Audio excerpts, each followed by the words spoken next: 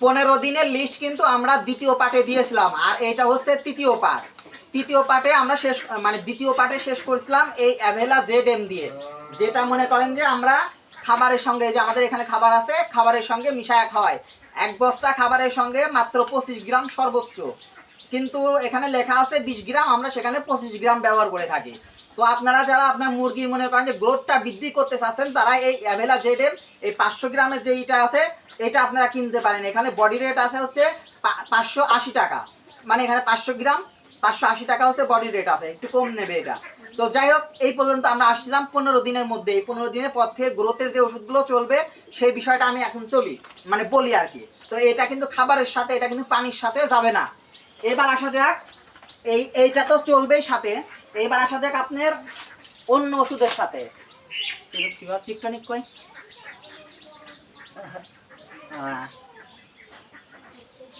চিকটনিক কই, দাঁড়াও একটু ক্যামেরা একটু অপরাই। এই যে চিকটনিক দেখতেছেন, এই চিকটনিক ওষুধটা 15 দিনের পর থেকে আপনাদের ব্যবহার করতে হবে। এই অ্যাভেলা জেড এটা তো থাকবেই সাথে, এই চিকটনিক এই ওষুধটা ব্যবহার করবেন।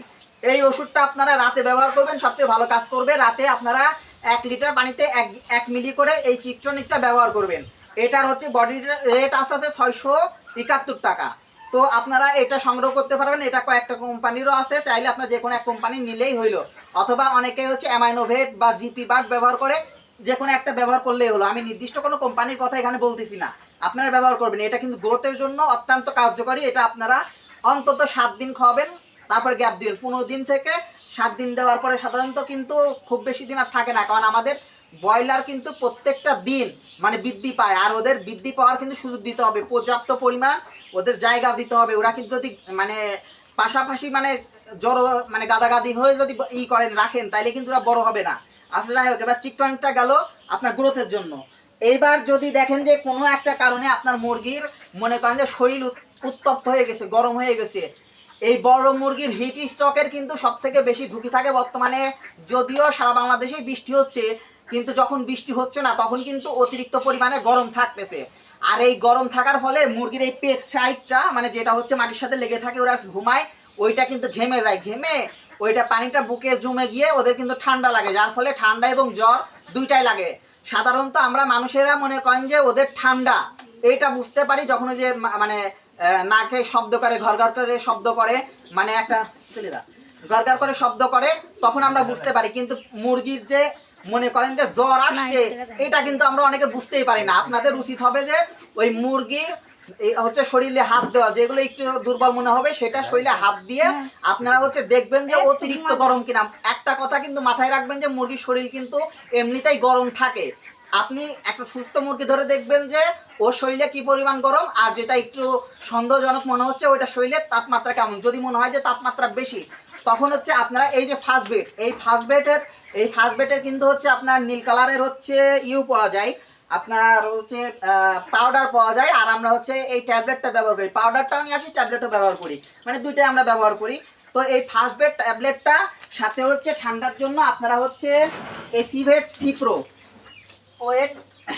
এই দেখেন সিপ্রো, এই সিপ্রো শুধু সিপ্রো এভেট, আবার এসিভেট সিপ্রো আছে।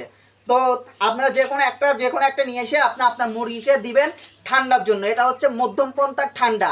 আর প্রথম অবস্থার ঠান্ডার জন্য আপনারা সাধারণত ওই রেনামাইসিন আর বঙ্গভেট দিলে শেষ।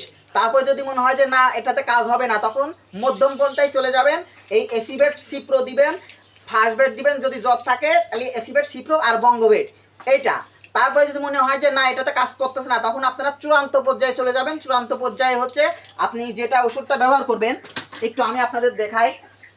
চূড়ান্ত পর্যায়ের এই যে মাইক্রোনিড, এই মাইক্রোনিড ওষুধটা আপনারা ব্যবহার করবেন। সরি, এই যে মাইক্রোনিড, এই পাশে দেখেন বাংলা আছে মাইক্রোনিড, এই 100 গ্রামের এটা ব্যবহার করবেন। আপনারা হচ্ছে দেখবেন যে আপনার মুরগির মৃত্যুর হার কমে গেছে। এটা হচ্ছে এক প্যাকেটের দাম নিবে, এখানে বডি রেট আছে হচ্ছে 362 টাকা। এখন যদি বলেন যে ভাই আমি কেন নির্দিষ্ট দাম বলতে পারতেছি না, দাঁড়ান সেটাও আমি আপনাদের দেখাচ্ছি। সেটা হচ্ছে যে এই দেখেন ভাই, আমরা কার্টুন ধরে একেবারে সমস্ত ওষুধ নিয়ে আসি।